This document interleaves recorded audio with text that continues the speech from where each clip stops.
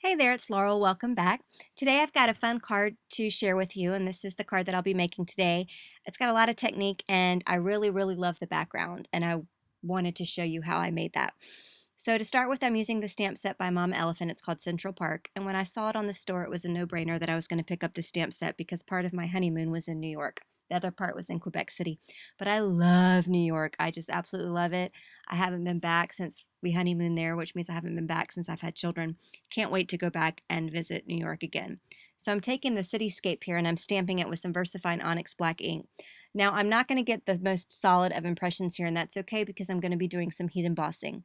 And my goal here was to kind of capture the silhouette of the building and the cityscape and not necessarily all the details of the lights from the building. And you'll see what I mean in just a second. So don't be alarmed that that's not a solidly stamped image because that's okay.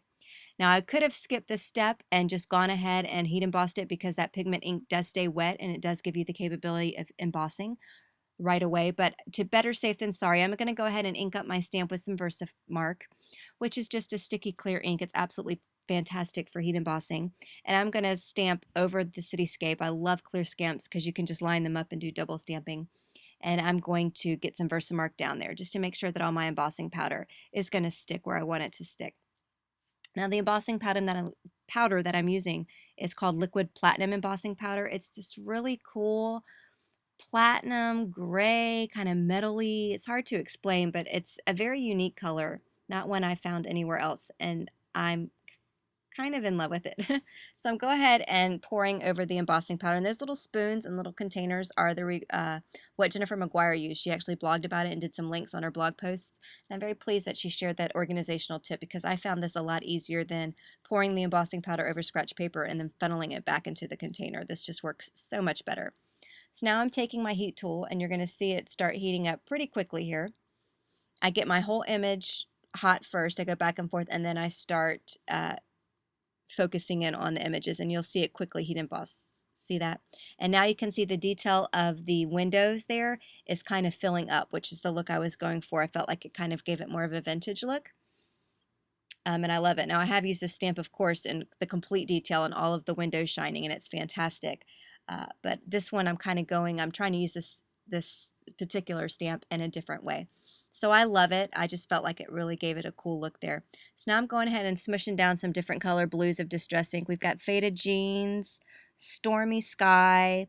This is Dusty Concord, a little bit of purple. And then I've got Weathered Wood here, and I'm kind of smushing it down, and then I'm going to heavily spritz it with my water here. And I'm just going to take my card base and just smush it all around. Absolutely no rhyme or reason. I'm even getting those square impressions, and you'll see what I mean in just a second. And it's okay. I'm just kind of moving it around, getting the color moving. And when I pick it up, you're going to see the big square circle and you're going to gasp, but it's okay. It's not going to stay like that, I promise. So I'm just smushing it around. That does not look pretty, does it? I agree, but let me show you how I got the background to look like this. I think it's absolutely stunning. I went ahead and smushed some more ink down on the craft sheet there, and I spritzed it with water, and now my paper is good and wet and saturated, and I am just moving my paper around in all the colors. No rhyme, no reason, just kind of going with it. Yes, that square's still there, but it's not going to stay there for long, I promise. So now I'm going down for a third time, putting in the colors, and again, I'm going to add my cardstock to the puddles of Distress Ink mixed with water, and now the color is going to really start moving. Now this is watercolor paper. I'm not sure I pointed that out. I definitely would use watercolor paper for this technique, absolutely. Or your cardstock will just pill up and look really really bad because I'm really saturating this cardstock. You see how it's all starting to come together? No more big ugly square in the middle. So you can use whatever colors you want. You can use as much of it or as little of it as you want. It's totally up to you. I really was going for a fun sky look, but I'm not done. I wanted to take it one step further. So we've obviously got to let this dry, so I'm going to give it a little help with my heat gun, but I'm mostly going to step away from my project. I'm going to lay something flat over the top, and I'm going to walk away. And when it's dry, I get this look. It's really quite pretty. So now I'm going to take that Perfect Pearls. It's just a little powder, and it's the white powder, so it's actually called Perfect Pearls. And I am just pouncing that around all over the card base. And it's going to, now I grabbed a little bit too much right there. And it's going to really, really finish off the card and really give it this cool, cool look. So I'm just kind of pouncing it on there. And you're going to get, look at this. Isn't that pretty? I mean, it is shiny from the embossing powder, from the Perfect Pearls, from the distress inks. I just think it's absolutely so pretty.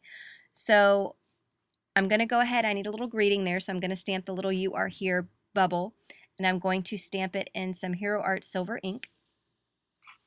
I thought it would tie in nicely to the embossed cityscape we've got going there. And then to give it some extra shine, and I again saw this as an idea on Jennifer McGuire's blog when she was comparing a couple of different silver inks.